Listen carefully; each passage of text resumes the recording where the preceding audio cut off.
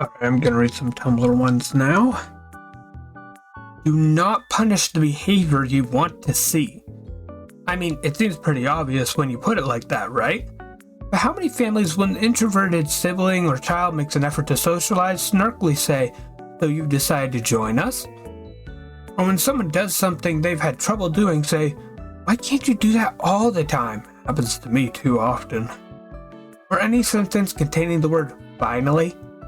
If someone makes a step, a small step, in a direction you want to encourage it. Don't complain how it's not enough. Don't bring up the previous stuff, encourage it. Because I swear to freaking God, there is nothing more soul-killing, more motivation-crushing than struggling to succeed and finding out that success and failure are both punished. When I was a kid, my getting to sleep technique was visualizing a child-sized shriveled up mummy with big piercing eyes that would stand silhouetted in my doorway and stare at me, and probably attack if I so much as opened my eyes. After getting into bed, this technique caused me to develop a lifelong nighttime-induced paranoia, and it still takes me 2 hours to fall asleep, so I wouldn't recommend that. Bad news for chocolate lovers. Amid massive corporate downsizing, Lind has euthanized 2,000 of its handsome European chocolate chefs. In addition, 1,300 will be thrown into the coal with nothing but their stupid frickin' whisks. That is tragic. Reincarnation is a known, common, and accepted result of death. You're a bounty hunter that is specialized in tracking down people who have committed suicide to escape deaths or jail sentences. "It's a girl," the doctor exclaims. "It's a frickin' tax dodger is what it is." Blaze the Flame Hogan busts into the infirmary, cocking the shotgun. "That baby owes $440 million to the government." Damn, that's a lot of money.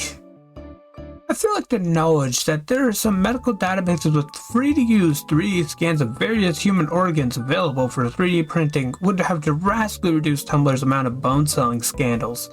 Plus, you can make ones that glow in the dark. Look at my glow-in-the-dark humorous boy. You'll love it. Now I want a 3D printer just for this. Your life is not meaningless. You just haven't seen the sea in a while. Or the forest, or the mountains, or whatever really fills you with wonder and calm. It's anxious and in pain.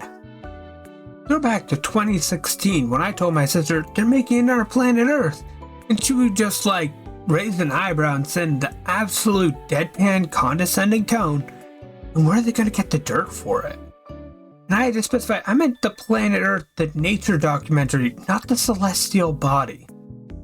Also, the answer is Mars. Mars is where they're getting the dirt for it.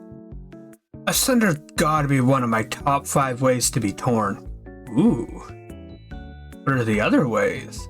It would be fun if for once characters in a sci-fi story land on a planet and it was like a desert or whatever, and they're like, "Ooh, a desert world."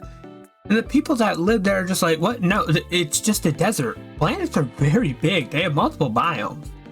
That Stargate episode where they end up on Ice Planet and are like, "We need to go back to Earth. We're gonna freeze." It turned out they were in Antarctica. They were on Earth. Yo, shout out to my 90-year-old grandma with dementia. She thinks she's back when she was 20, and she misunderstood us when we said her nursing home didn't make food for other people, and she thought we said colored people. And she got so mad she was ready to steal food so she could feed everyone. Keep in mind, she thinks she's in 1940s, and she was ready to defend people of color. Shout out to you, Grandma. I also appreciate that she's sure she can steal food from the cook. 90-year-old thief. She doesn't play when it comes to equality. Chaotic good never fades.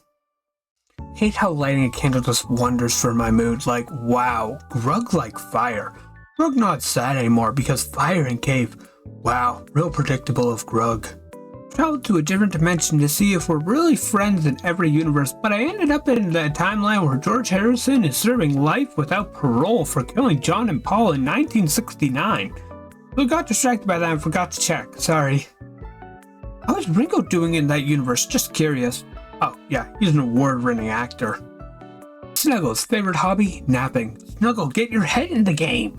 You do numbers on Tumblr. Girl, I am on Tumblr, and the number is 4. You mean 64.7 thousand? This fruit Tupperware container labeled pomegranates from the land of the dead, do not eat. Remove a second container labeled berry apples, do not eat, autumn quart. I approached the blender. By the way, you shouldn't eat that either. My beloved mutual, are you aware that you're the funniest person on the planet? E-boy this, e-girl that, and what am I? An idiot. Aww. Shy got them evil bottom jeans, boots with the curse. Got that whole club looking at her. Marks and Eglass talked a big talk, but they failed to ever consider that after abolishing the family, we'd have to rename Family Guy to something else. Now you might be thinking, but Marksy boy, what's gonna happen to Family Guy? To that I say, abolish it faster. Yeah, clearly you haven't read Theory. The least realistic thing about the Lord of the Rings is that team got together for a group project, decided everything in one meeting, and their plan worked. The group abolished the original plan halfway up the mountains I can never pronounce, split up several times. Some group members started looking into different projects, found new partners, and ended up doing something else. The original plan was abandoned early on, and the project was salvaged at the last moment by one group member that didn't get sidetracked. It sounds like a pretty astute description of teamwork to me. One of them also died. Yeah, it's a pretty normal group project. Going into work at the glue factory. Duck. Classic rookie mistake. Let me help you out of that glue. Uh-oh. Nerve for nothing. Oh shoot. It's nothing.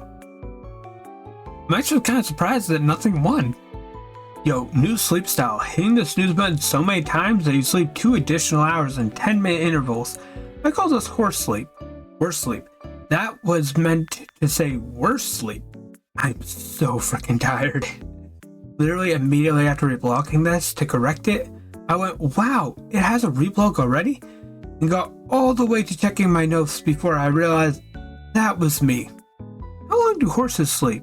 2.9 hours. I actually wasn't that far off, guys. How long does a horse sleep at night? It turns out the horses do not require a lot of REM sleep, roughly 2 to 3 hours a night, typically in short bursts of 10 to 20 minutes at a time.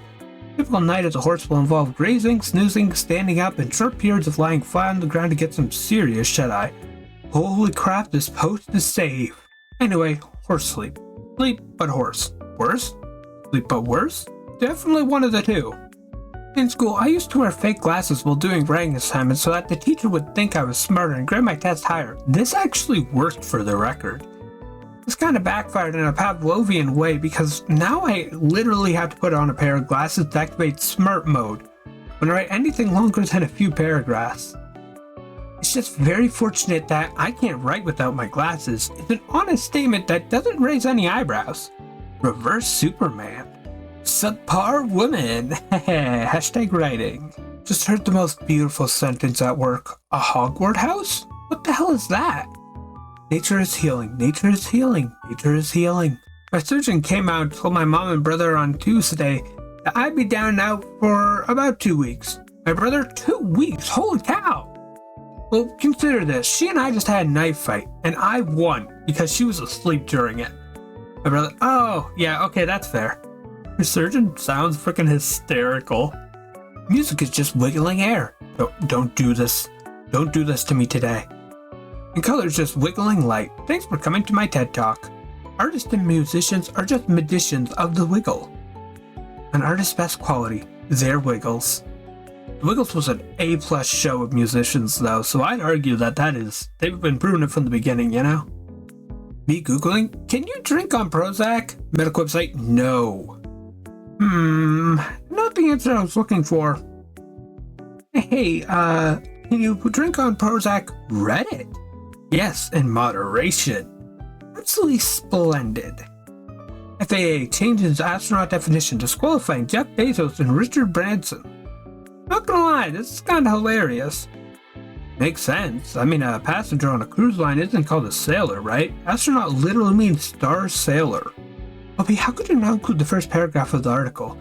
Jeff Bezos is a lot of things. A dodging maniac, a Dr. Evil lookalike, a weirdly horny cowboy hat enthusiast. One thing he isn't, at least as far as the Federal Aviation Administration is concerned, is an astronaut. Huge oversight on my part, you're absolutely right. Funny you should say that, Mr. Frog, but those coffee grounds I found at the murder, well, they were Wilkins' coffee. Now see, the thing that bothers me is that the victim, well, he didn't drink Wilkins. And that's why he's dead. Screw you and the horse you rode in on. Okay, it's fine to hate me or whatever, but you gotta understand, the horse is not part of this, right? Like, he's only here because I got on his back and steered him here. I treat him exceptionally well, but if he saw anything slightly strange, he would run to the woods and forget about me forever. Take it back. Screw you and the horse you rode in on is so funny to me because it's like, this guy sucks so much, the horse is guilty by association.